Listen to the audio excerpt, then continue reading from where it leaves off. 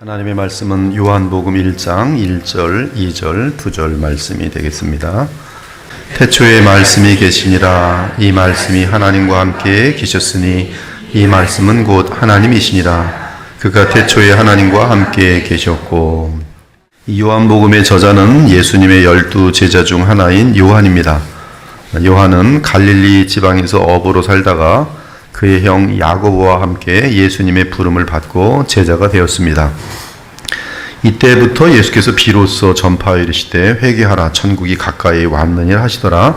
갈릴리 해변에 다니시다가 두 형제 곧 베드로라 하는 시몬과 그의 형제 안드레가 바다에 금을 던지는 것을 보시니 그들은 어부라. 말씀하시되 나를 따라오라. 내가 너희를 사람을 낚는 어부가 되게 하리라 하시니 그들이 곧 그물을 버려두고 예수를 따르니라. 거기서 더 가시다가 다른 두 형제 곧 세베대의 아들 야고보와 그의 형제 요한이 그의 아버지 세베대와 함께 배에서 금을 깁는 것을 보시고 부르시니 그들이 곧 배와 아버지를 버려두고 예수를 따르니라. 그 요한은 예수님과 가장 가까운 제자 중 한 명이 되었고, 이에 요한은 자신을 그의 복음서에서 예수께서 사랑하시는 제자라고 표현했습니다. 예수께서 자기의 어머니와 사랑하시는 제자가 곁에 서 있는 것을 보시고 자기 어머님께 말씀하시되 여자여 보소서 아들이니라 하시고 또 사랑하시는 그 제자에게 이르시되 보라 내 어머니라 하신대 그때부터 그 제자가 자기 집에 모시니라. 안식 후 첫날 일찍이 아직 어두울 때 막달라 마리아가 무덤에 와서 돌이 무덤에서 옮겨진 것을 보고 시몬 베드로와 예수께서 사랑하시던 그 다른 제자에게 달려가서 말하되 사람들이 주님을 무덤에서 가져다가 어디 뒀는지 우리가 알지 못하겠다 하니 베드로와 그 다른 제자가 나가서 무덤으로 갈새 둘이 같이 다름질하더니 예수께서 이르시되 얘들아 너에게 고기가 있느냐 대답하되 없나이다. 이르시되 그물을 배 오른편에 던지라 그리하면 잡으리라 하시니 이에 던졌더니 물고기가 많아 그물을 들 수 없더라. 예수께서 사랑하시는 그 제자가 베드로에게 이르되 주님이시라 하니 시몬 베드로가 벗고 있다가 주님이라 하는 말을 듣고 겉옷을 두른 후에 바다로 뛰어내리더라. 베드로가 돌이켜 예수께서 사랑하시는 그 제자가 따르는 것을 보니 그는 만찬석에서 예수의 품에 의지하여 주님을 파는 자가 누구오니까 묻던 자더라. 이 일을 증언하고 이 일을 기록한 제자가 이 사람이라. 우리는 그의 증언이 참된 줄 아노라. 이처럼 예수께서 사랑하시는 제자는 사도 요한이고 그가 요한복음을 기록했다는 사실이 복음서 안에 담겨 있습니다. 이 요한은 갈릴리 바다에서 어부로 자랐고 회당에서 구약 성경을 잘 배운 사람이었습니다. 그의 아버지는 세베대이고 어머니는 살로메이며 그의 형은 야고보입니다. 이 둘은 예수님의 제자로서 보아너게 즉 우레의 아들이라는 별명을 갖고 있었습니다. 이는 야고보와 요한 이 두 형제는 성격이 불같이 급하고 성질이 안 좋았다는 뜻이.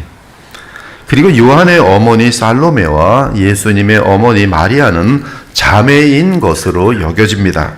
그렇다면 사도 요한은 예수님과 사촌 형제 지간입니다. 한편 요한은 먼저 세례 요한의 제자로 있었습니다. 세례 요한의 제자였어요. 그러다가 예수께서 공생애를 시작하시자 곧바로 세례 요한의 뜻을 따라 예수님의 제자가 되었습니다.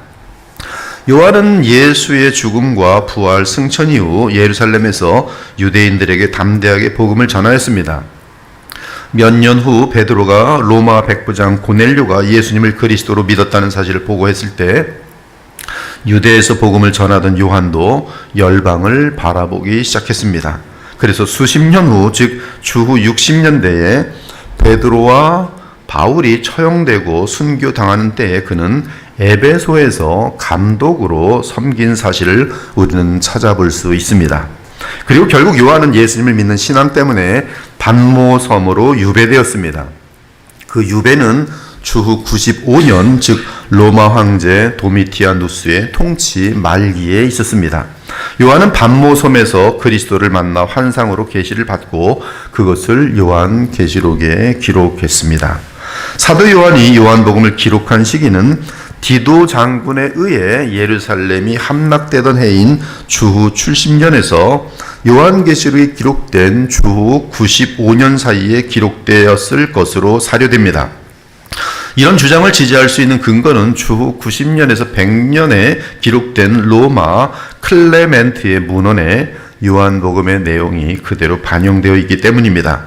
학자들은 요한이 에베소 교회에 감독으로 20년 이상 있으면서 이 책을 기록한 것으로 추정합니다. 그렇다면 요한복음의 기록은 주후 85년에서 90년 정도로 추측할 수 있습니다. 그리고 우리가 잘 알다시피 사도 요한은 요한복음, 요한일서, 요한이서, 요한삼서, 요한계시록을 썼습니다.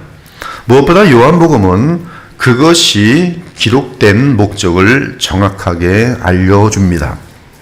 그것은 여러분의 성경 암송에 들어있는 리스트에 들어있는 내용인데요. 요한복음 20장 30절과 31절이 예수께서 제자들 앞에서 이 책에 기록되지 아니한 다른 표적도 많이 행하셨으나 오직 이것을 기록함은, 여기 이것은 그 책인데요. 비블리오라고 되어 있어요. 즉 이 성경을 기록함은, 또는 이 책을 기록함은, 이 책은 1차적으로는 요한복음이고 그리고 요한복음은 성경이기 때문에 비블리오라고 되어 있어요. 오직 이것을 기록함은, 이 성경에 왜 기록되어 있는가? 요한복음이 왜 기록되었는가? 너희로 예수께서 하나님의 아들 그리스도이심을 믿게 하려 함이요 또 너희로 믿고 그 이름을 힘입어 생명을 얻게 하려 함이니라. 이 구절에 따르면 요한복음은 두 가지 목적을 위해 기록되어 있습니다. 물론 요한복음 다른 모든 성경과 성령의 감동으로 유기체적으로 연결되어 있기 때문에 모든 성경이 기록된 목적이라고도 말할 수 있습니다. 아무튼 성경, 특히 요한복음은 예수께서 하나님의 아들 그리스도이심을 믿게 하려고 기록되어 있어요. 이는 불신자들이 요한복음을 읽고 예수님의 정체를 바르게 알 수 있도록 기록되었다는 뜻입니다. 또한 요한복음은 또 너희로 믿고 그 이름을 힘입어 생명을 얻게 하려 함이니라고 합니다. 이는 예수 그리스도에 대해 믿음을 갖게 된 신자들이 그리스도와의 인격적인 연합관계를 통해 생명을 얻어 누리는 것을 말합니다. 생명을 얻는다는 것은 예수님을 구주로 믿고 의지함으로 영생을 얻고 또한 성령을 따라 살아가며 예수 그리스도를 닮아가다가 마침내 하나님의 나라를 상속받는 것을 말합니다. 그러므로 요한복음은 불신자와 신자 모두를 위해 기록되었습니다. 그리고 앞으로 살펴보겠지만 요한복음은 유대인 독자뿐만 아니라 이방인 독자 모두를 위해 기록되었습니다. 결론적으로 말하면 요한복음은 모든 인류를 위해 누구나 상관없이 읽을 수 있도록 기록된 책이에요. 이제 본문을 시작합니다. 태초에 말씀이 계시니라. 이 말씀이 하나님과 함께 계시니 이 말씀은 곧 하나님이시니라. 요한복음에 대해서 1장 정도는 헬라어로 굉장히 깊게 들어가야 합니다. 이 그리스 언어로 읽는 것에 대해서 여러분 불편함을 느끼지 마시고 하나하나 풀어드릴게요. 1장 1절에 보면 엔 아르케 엔 호로고스 카이 호로고스 엔 프로스 톤 세온 카이 세오스 엔 호로고스라고 되죠. 호는 더 정관사입니다. 로고스는 알다시피 말씀이에요. 개역개정이 말씀으로 번역한 헬라어는 로고스입니다. 이 로고스에 대해 요한복음 1장 1절은 세 가지를 말합니다. 이 세 가지를 말하기 전에 우리는 이 로고스가 사람이신 예수 그리스도라는 사실을 먼저 확인해야 합니다. 그 확인은 요한복음 1장 15절에서 18절에서 할 수 있습니다. 요한이 그에 대하여 증언하여 외쳐 이르되 내가 전에 말하기를 내 뒤에 오시는 이가 나보다 앞선 것은 나보다 먼저 계심이라 한 것이 이 사람을 가리킴이라 하니라. 우리가 다 그의 충만한 데서 받으니 은혜 위에 은혜로라. 율법은 모세로 말미암아 주어진 것이요 은혜와 진리는 예수 그리스도로 말미암아 온 것이라. 본래 하나님을 본 사람이 없으되 아버지 품속에 있는 독생하신 하나님이 나타내셨느니라. 여기서 요한은, 지금 요한복음 1장 15절에 나오는 요한은 세례 요한입니다. 그리고 15절에 개역개정은 이 사람이라고 했는데 사람은 원어에 없습니다. 이 분이라고 해야 합니다. 그분은 예수 그리스도입니다. 그분은 아버지 품속에 있는 독생하신 하나님이 시공간 속에서 사람으로 나타나신 분입니다. 즉 로고스는 독생하신 하나님이시며 시공간 속에 사람으로 오신 예수 그리스도십니다. 다시 1절을 봅니다. 1절에서 홀 로고스가 3번 반복됩니다. 굳이 번역하면 그 말씀입니다. 태초에 그 말씀이 계시니라. 그 말씀이 그 하나님과 함께 계시니, 그 로고스라고 할 때 그 로고스는 그 하나님과 함께 계시니 그 말씀은 곧 하나님이시니라. 그 말씀은 곧 그 하나님이 아니라 그 말씀은 곧 하나님이시니라. 다시 1장 1절을 정확하게 성경 그대로 원어 그대로 읽어드립니다. 태초에 그 말씀이 계시니라. 그 말씀이 그 하나님과 함께 계시니 그 말씀은 곧 하나님이시니라. 엔 아르케 엔 홀 로고스, 태초에 그 말씀이 계셨습니다. 그런데 14절을 보면 홀 로고스 사락스 에게네토라고 되어 있어요. 에게네토는 과거용 동사로서 홀 로고스가 사락스가 되었다는 뜻입니다. 즉 그 말씀이 사람이 되어 시공간의 영역에 나타나셨다, 시공간의 영역에 들어오셨다는 뜻이, 즉 그 말씀이 육신이 되신 것입니다. 엔 아르케는 성경에서 태초에라고 번역되는데 그것은 피조물이 있기 전에 아무것도 없는 상태를 말합니다. 즉 천지 만물이 지음을 받기 전, 곧 시공간이 창조되기 이전을 말합니다. 그러므로 엔 아르케 엔 홀 로고스는 천지 만물이 있기 전에 그 말씀이 계셨다라고 번역될 수 있어요. 그리고 하나님께서 정하신 때에 하나님이 천지 만물을 창조하셨습니다. 태초에 하나님이 천지를 창조하시니라. 만세 전부터, 태초부터, 땅이 생기기 전부터 내가 세움을 받았나니 천지와 만물이 다 이루어지니라. 그러므로 그 말씀은 태초부터 있었어요. 이에 사도 요한은 요한 1서에서 이렇게 말합니다. 태초부터 있는 생명의 말씀에 관하여는 우리가 들은 바요, 눈으로 본 바요, 자세히 보고 우리의 손으로 만진 바라. 또한 바울 역시 그 말씀에게서 만물이 창조되되 하늘과 땅에서 보이는 것들과 보이지 않는 것들과 혹은 왕권들이나 주권들이나 통치자들이나 권세들이나 만물이 다 그로 말미암고 그를 위하여 창조되었고 또한 그가 만물보다 먼저 계시고 만물이 그 안에 함께 섰느니라고 선포합니다. 구약에 나타난 히브리인들의 사고에 따르면 그 말씀은 여호와의 사자이고 하나님의 지혜입니다. 간단하게 한 구절씩만 구약에서 예를 듭니다. 모세가 그의 장인 미디안 제사장 이드로의 양떼를 치더니 그 떼를 양 광야 서쪽으로 인도하여 하나님의 산 호렙의 이름에, 양떼를 광야 서쪽으로 인도하여 하나님의 산 호렙의 이름에 여호와의 사자가 떨기나무 가운데로부터 나오는 불꽃 안에서 그에게 나타나시니라.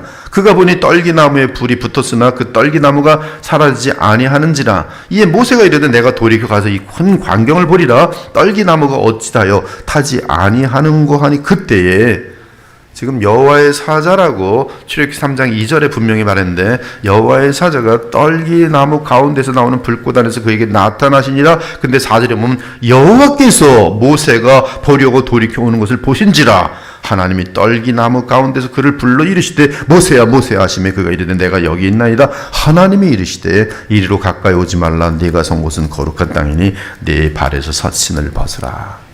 즉 구약에서의 여호와의 사자는 곧 여호와시며 하나님이신 사실이 성경 그 자체가 그냥 기록되어 있어요.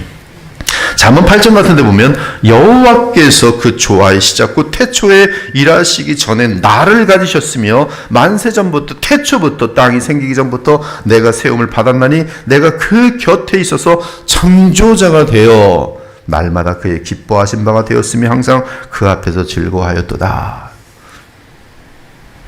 그 옆에 있는 창조자, 사도 요한은 1절에서 계속 말합니다. 사도 요한은 곧바로 홀 로고스와 하나님과의 관계를 말합니다. 그 관계는 어떤 관계인가? 동일한 관계인가?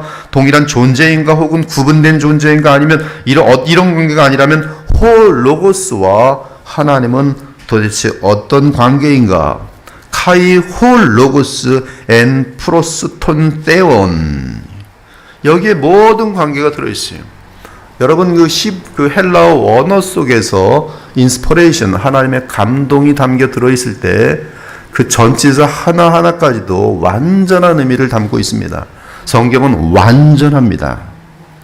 카이 홀 로고스, 카이는 and 그리고고요. 홀 로고스 엔 프로스 톤 세온, n은 있었다라는 과거형이고요. 프로스, 이 프로스가 전치사가 다른 단어를 쓰고 있어요. 프로스라는 단어를 쓰고 있어요. 톤세온, 그 하나님, 그 말씀이 그 하나님과 프로스, 하이고 있었다 이 뜻이. 그 말씀은 그 하나님과 함께 계셨다고 개역개정은 번역했는데요. 아무튼 하나님은 톤세온으로서 그 하나님으로 정관사가 붙어 있습니다. 이는 그 하나님은 유일하신 한 분 하나님을 나타내며 동시에 하나님을 대표하는 어떤 특정 인격체로 표현되고 있어요. 우리는 그 하나님이 하나님이신 성부 하나님이신 것을 알게 됩니다.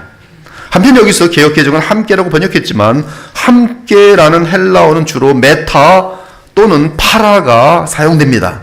이때 파라 또는 메타는 두 개의 구분된, 여러분 구분과 구별은 신학에서 너무 중요합니다. 삼위일체를 구분으로 알면 이단이고 구별로 하면 삼위일체를 바르게 하는 것이, 이 파라와 메타는 구분 개념이, 구분된 개체가 나란히 함께 존재하는 것을 뜻합니다. 그런데 사도 요한은 메타 또는 파라가 아니라 프로스라는 헬라어를 사용하고 있어요. 이렇게 프로스를 사용하는 경우는 마주 향하여 함께한다라는 뜻으로서 동등한 차원에서 인격적인 교제가 있는 것을 말합니다. 즉 그 말씀은 그 하나님을 향하여 계시며 영원토록 동등하게 인격적으로 교통하고 계시다는 뜻이, 이것이 그리고 그 말씀은 그 하나님과 함께, 즉 그 하나님과 프로스 하셨습니다, 하시고 계십니다 라는 표현이 담고 있는 깊은 뜻이, 즉 그 하나님과 그 로고스는 서로 구별된 인격체로 서로 무한한 인격적인 교통을 나누시는 것을 발견할 수 있어요. 그리고 마지막으로 카이세오스 엔호 로고스인데, 이 번역은 그 말씀은 하나님이셨습니다, 그 말씀은 그 하나님이셨습니다가 아니라, 그러면 이단입니다. 성경은 정확하게 그 하나님은, 그 말씀은 하나님이십니다. 여기 하나님은 정관사가 없어요. 즉 그 말씀은 그 하나님이 아니라 하나님이십니다. 그 말씀은 그 하나님과 구별되어 인격적 교통을 가지시는 하나님이십니다. 결국 우리는 홀로스는 말씀 하나님이신 독생하신 하나님이심을 발견하게 됩니다.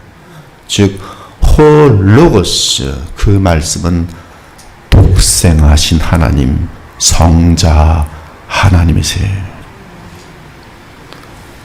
하나님, 성삼위 하나님, 한 분 하나님의 머리 되시는 그 하나님, 성부와 영원히 동등하게 교통하시는 성자 하나님, 말씀 하나님이세요.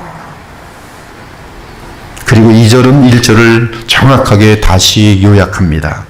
후토스 엔 아르케 프로스 톤 세온, 그 말씀은 태초에 계셨으며 그 하나님을 향하여 영원한 인격적인 동등한 교통을 하며 계셨다. 그것이 1장 2절의 내용이. 이제 앞으로 전개될 내용은 홀로고스가 시공간으로 들어오셔서 사람이 되시는 사건입니다. 그 사람은 구약에서 간절하게 기다려왔던 메시아의 출현이에요. 4,000년 동안 기다려왔던 그 메시아, 즉 그리스도십니다. 오늘 우리는 우리 주 예수 그리스도께서 창세 전에 영원한 인격체로 계시는 하나님이라는 사실을 알게 되었어요. 그러나 그 인격체는 그 하나님으로 지칭된 분과 구별된 인격체시며 그 하나님과 더불어 완전하신 하나님이신 것을 알게 되었습니다.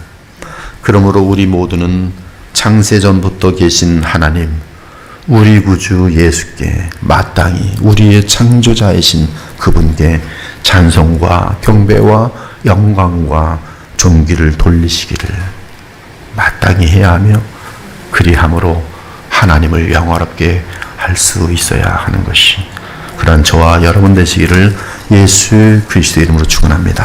아멘. 주 하나님 감사합니다. 어찌나 주의 말씀은 확실하고 너무나 분명하고 완전하신지요. 오늘도 주의 말씀을 대하면서 우리 주 예수님이 누구신지를 너무나 명확하게 알게 하시니 감사 찬송 영광을 돌립니다. 우리 하나님 되시는 성부 하나님, 모든 성삼위 하나님의 머리 되시는 성부 하나님과 또 우리 성자 하나님, 성령 하나님께 찬송과 영광을 돌립니다. 저들 평생에 말씀 하나님, 독생하신 하나님, 사람이 되어 우리를 구원하시기 오신 구주 예수 그리스도를 찬송하고 경배하는 저희들 모두가 되게 하여 주시옵소서. 살아계신 우리 주 예수 그리스도의 이름으로 기도합니다. 아멘.